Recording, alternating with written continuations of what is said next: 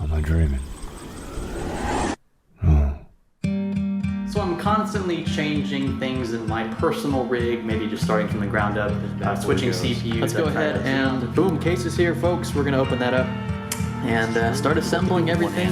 Oh, S340, how I have missed you. A few of you probably are wondering why I went with this one instead of my. So here's what it looks like so far, folks. As you can see, white. That is the point. I think it's the super blue camera. Wow. That is a yellow, believe it or not, but that looks pretty white here in the camera.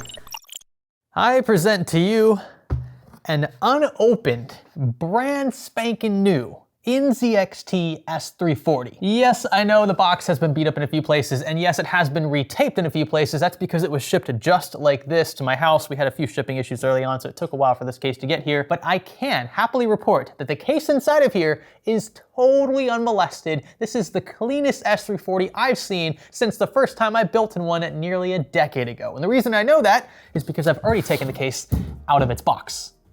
That almost caused some damage. But as promised, here she is. Such a beautiful time capsule of a PC case. I am shocked that it is this clean and that it has managed to just go untouched for this long. It even has the plastic on both sides. These cases didn't have tempered glass, they had acrylic panels, and boy have we come a long way. I'm gonna save this plastic peel, by the way, for the end of the video, just as like a grand reveal. How old this, look at that, even on the inside, there's still plastic wrap on the inside of this. It is just incredible how clean this thing is. We still get the two fans. Again, this has been untouched, so don't worry, I haven't been tricked. This is genuinely a brand new case. It just looks so good. And in this retrospective, we're going to dive deep into what made the original NZXT S340 so great. Released nearly a decade ago, it's incredible how well this case has stood the test of time. There are a few things that kind of reveal its age, but overall, I'd say this is a fairly modern viewing case. That's something that I didn't expect, and we're gonna talk more about that as we build in it. Are you ready? Stay with me.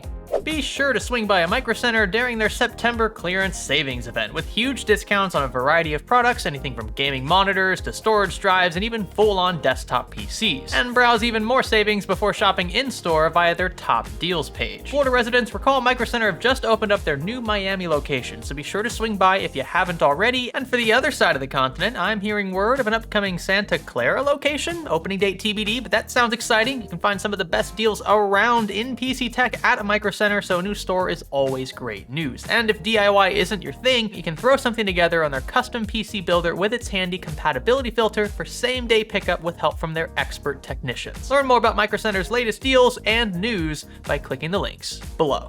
So yeah, like I said, there's something about this case that feels oddly modern despite it having characteristics that we would regard as fairly old-fashioned today. You don't find acrylic side panels really in any modern case except for the ones that are extremely cheap, and well, I'm glad that there's still a place in the market for those because not everyone wants a 60, 80, 100 plus US dollar chassis. When this came out, it was about 70 USD, which at the time I thought was fairly competitive. One of my first ever custom PC builds was in this chassis. I fell in love with it the moment I bought it, and I've got to say, again, it stood the test of time. There isn't too much about this case that differs from, say, a modern NZXT mid-tower, something like the H5 Flow, which I'm, by the way, still rocking today. Something I quickly want to mention, this is obviously the black and blue variant of the S340. They also had a black and red variant, as well as a white exterior with a black interior option. That was the one we chose for our original Walter White PC build. Talk about a throwback. That was one of the first PC builds to put our channel on the map. We have one of the oldest iterations of the original NZXT cable bar here, this one colored in blue. You can see my H5 Flow build also has a very similar version of this cable bar. Funny to see it's still being used almost a decade later. You can also get a glimpse from this angle of the two included 120mm fans. They were not PWM enabled and they were not the quietest, but nobody really cared at the time. Case ideology as a whole, even just 10 years ago, was radically different than it is today. And you can tell by the way this one was designed that things like airflow were not top priorities. In fact, the original S340 sold extremely well in its day, despite what we would refer to today as a serious lack of airflow. And this ties back to general consumer sentiment at the time, and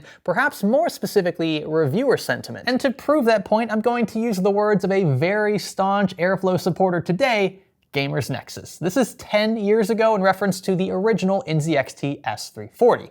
Airflow isn't anything out of the ordinary, but it's adequate for basic cooling. Now, I'm not trying to pick on something GN said 10 years ago. In fact, I largely agree with what they said back then, and dare I go so far to say I would even agree with that statement today. Now, a lot of folks look at a case like this now and call it a hot box, but that's just because we've more or less been trained to look at any case with a sealed off front panel and say, oh, nope, airflow's no good, avoid that one. It wasn't that way 10 years ago. And the S340 actually does really interesting things with airflow, which we've talked about in a dedicated video. I'll have it linked below if you're interested, that actually allow the components to stay relatively cool despite that restricted front panel. So in our testing, and I believe this was backed up by other reviews at the time as well, we found that the 2 exhaust fans in their stock locations actually do an incredible job at keeping the remainder of the chassis nice and cool. Now, where's that fresh air coming from? If we only have exhaust, the fresh air has to be getting in somewhere, right? And you have to think of air like a fluid, because that's what it is. It tends to take the shape of whatever volume it's in, and you have an ambient pressure out here that is going to be slightly higher than what you have inside the chassis, because you have 2 fans working against the pressure inside.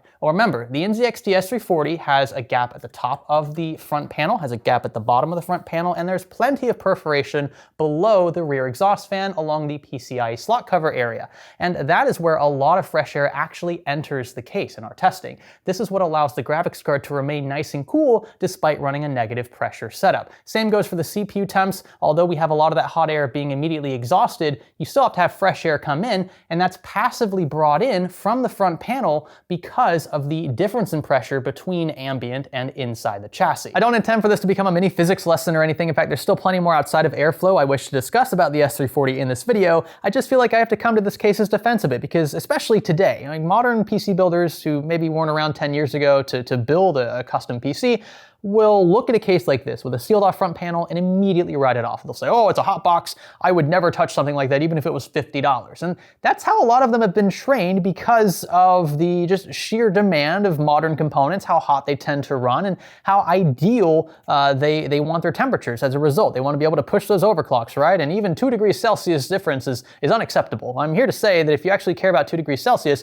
you shouldn't build in a PC case, period. An open air test bench will outperform any case, whether it has a perforated front panel or not. It even comes down to things like dust filters. I mean, even dust filters alone can change the temperatures of a rig. By definition of what a dust filter is, it has to impede airflow a bit to do its job. And so you always have to weigh the intake of dust against the performance of the components you're trying to keep dust off of, and that's a separate argument for a separate day. But this is far from a hot box. I'll end with that. Is it ideal? Absolutely not, but I've built in many, many hot cases. This is not one of them. Some other quirks then of the S340, you can see that we had 2 included 2.5-inch SSD trays atop the basement. This was all the rave 10 years ago. Showing off 2.5-inch drives for whatever reason was just super cool. I remember trying to populate both of these drives at the time as a broke college student, like identical Samsung SSDs or something, just so it looked a little more uniform, looked a little more filled out. Today, though, you can make the case that these are even largely being phased out by M.2s, even in some budget builds. Front panel at the time was fairly decent. It wasn't anything to write home about, but it wasn't awful. You did have 2 included USB 3.0 type A ports with a pretty sweet font below. You had a power button with an integrated LED, non-unified microphone and headphone jacks, and a hard drive LED. Oh, and check this out. Found this in the case box, Windows 7/8 USB drive installation instructions. Funny, we're on Windows 10/11 now, a sign of the times. This was my first time ever seeing a power supply bracket like this, where you'd have to remove this, attach it to the unit itself, and then slide things in from the rear. I thought it was pretty cool at the time, although now it just seems like a few extra unnecessary steps. IMO. There are 7 PCI slots at the rear, making this by definition a mid-tower, and the S340 certainly felt like that. It did feel a bit smaller, it felt a bit more restrictive, especially in the cooling department. You can see only up to 2 140mm fans at the front. You could maybe in some cases squeeze out a 280mm AIO, but I wouldn't recommend it. A 240mm was optimal for what I needed at the time. I think I ran a couple of those in these cases back in the day. And you also have to watch out for this cable bar. Thicker radiators wouldn't work at the time because this thing sticks out so far and it's relatively close to these mounting points. One thing I did really like was the inclusion of this cutout next to these SSD trays. This was specifically for supplemental PCIe power. Running a cable or 2 up to your graphics card was just so much cleaner with this in mind. Now let's take a look behind the motherboard tray. You can see again, everything is unmolested. We even have the plastic wrapping around our front panel wiring. That's awesome. I think this box is also untouched. We'll see what's inside here. The usual suspects, of course, all the screws you need to mount your various components. You get a lot of zip ties in here as well, which was nice for the time, but that was about it. This dual 3.5-inch cage is actually riveted to the chassis. So unlike what you'd find today, where usually you can remove these with a few Phillips screws, for this, you'll need a drill, my friends. And here's a look at that front I/O. As you can see, fairly straightforward. A little over 1/2 inch of clearance behind the motherboard tray. Today, I would certainly say this is subpar. Back then, I'll be honest, I probably didn't care all that much. It was certainly something I was willing to overlook for the sake of building in a chassis that looked this good, and that is a very subjective statement. I understand there are some folks who hate this like very boxy design. They think it lacks real passion, it's too edgy, it looks too industrial. That's what I loved about the S340. It's what I loved about the S340 Elite and its future iterations. I just think this looks like nothing else on the market. Even today, you know right away by looking at this case that it was designed by NZXT, and they've embraced that for over a decade now. Case in point, I much preferred to build in something like this over something like this. This to me just looks god awful. Again, in my opinion, it's just too bulbous. There are so many elements of this case that are completely useless. The minimalist design of the S340 really spoke to me. So how about we throw a modern PC into one? We'll throw an AMD Ryzen 7 3700X into the mix. It's an older chip, but not that old, especially compared to the case. It's already looking pretty sweet. Slide our power supply in from the rear and tighten down the bracket. I think these custom cable extensions are gonna do a heck of a lot for this blue color scheme. I've got a sweet looking EVGA RTX 3070 here. It's a shame that they don't make these cards anymore. EVGA is pretty much out of the graphics card business.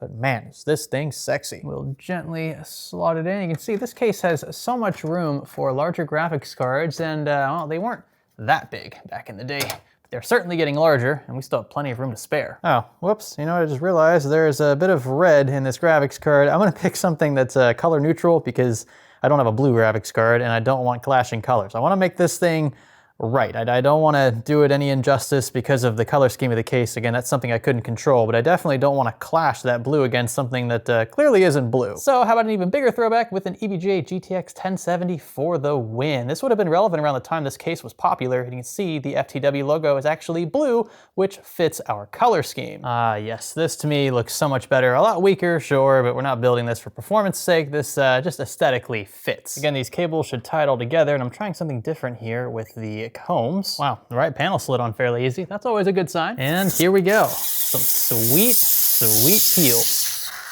Wow, it looks really good. We've got some styrofoam, looks like, still stuck to the acrylic. This has always just been a static magnet. You can see our cables are a bit squished there. Really fat graphics cards, this wouldn't work. The case isn't wide enough, which is something I realized after building. All powered up then, you can see our stock AMD cooler is kind of doing its own thing, its own RGB dance, totally not synced up, but the graphics card lettering looks really nice. White lettering across the board with subtle for the win accents next to our supplemental power cables that are wedged against this acrylic panel, probably scratching the acrylic as well. That's one of the downsides of this material, is it is extremely soft. You could scratch it just with your own fingernails and very little pressure. So I'm really glad we moved away from this and toward tempered glass. The other thing that dates this case apart from the acrylic inclusion is the fact that this is not a very wide case left to right, and so that means you probably aren't going to be able to run larger graphics cards, especially the likes of RTX 4080s and 4090s. Those tend to be very beefy, very wide graphics cards, and even if you could fit one of those into a case like this, you certainly won't have room to run your supplemental power cable or cables from the side of the card down into the basement. I mean, we're already limited here, and this is not a very wide GTX 1070. We will, however, keep the left side panel on for the temperature test you're about to see. Now, these are not power-hungry components by any means. The GTX 1070 was praised for its power efficiency. In fact, when Pascal first came out, it was definitely a performance bump over Maxwell, but it was also relatively power efficient. It didn't run very hot, usually mid-60s, which is what we're going to see here as well. And the Ryzen 5 3600 is, well, it's a 65-watt TDP chip. That sort of speaks for itself, and we are just running DOCP enabled. So again, temperatures are not out of the ordinary here. In fact, if you were just looking at the temperatures, you'd think we were in a case that had quote-unquote better airflow than what the general populace might expect from a case with a sealed-off front panel. Where the magic happens is when we remove the front panel entirely, leaving the dust filter installed, but not adding any additional fans or changing any of the fan curves. You'll notice our graphics card temps only drop by an additional degree Celsius. That is it. A lot of the fresh air entering the graphics card shroud is actually moving in through the perforations in the lower PCIe slots, as well as along the side here next to the left side panel. If these perforations were not in place, the graphics card would likely heat up a lot more, probably 3 or 4 degrees Celsius, which is what our CPU experienced. 3 or 4 degrees Celsius is not catastrophic. Just throwing it out there. That might get me crucified in the comment section. Just my opinion, based on the hundreds of PCs we've put together over the years. I've built in hotboxes. I know what hotboxes are. I've seen them. I've tested them. And this is not that. I mean, we would have to see 8 or 10 degrees Celsius deltas, and we're not. And the fact that we're only seeing 3 or 4 on the CPU side and basically nothing on the graphics card side, I would say is actually pretty darn impressive for a case that has a sealed off front panel and no intake fans. The saving grace, from what I've seen in our testing, is the inclusion of these two 120mm fans set to exhaust. And the position of these fans specifically, where they can remove a lot of hot air produced by the CPU because of where they're located, and also thanks to the negative pressure differential they create inside the chassis that allows fresh air to move in below the graphics card and cool that thing down to where we really don't see any noticeable difference in temperature under load there. I know it seems like I've spent an unreasonable amount of time from a temperature angle defending this chassis, but I do that because it's really the only point of contention for especially modern builders. Like if you wanted to build an older case like this, you might hesitate because you see a sealed off front panel. But I'm here to tell you, and I'm here to show you that it's not the end of the world. What do you guys think about the S340, maybe the S340 Elite that came after it? It's very difficult to find these cases for decent prices on eBay. They tend to be listed at, MSRP or somewhere close to that, but the shipping costs are just crazy. Like sometimes you're paying more than the cost of the case just to ship the case, and that can include domestic, like Continental 48 shipping. It doesn't really make sense. I did have to pay more than MSRP to get this one here. It was a nice blast from the past. It does have its limitations from a hardware standpoint. The acrylic as well dates it, but everything else, I mean, it's surprisingly modern feeling. It doesn't feel 10 years old. NZXT did a really great job future-proofing this, as much as I hate to use that term, and I think this will continue to stand the test of time for perhaps another decade. It's a bold claim, but I think it will. Thank you so much for watching. Consider leaving a thumbs up, subscribing if you have not already, and sticking around for the next one. My name is Greg. Thanks for learning with me.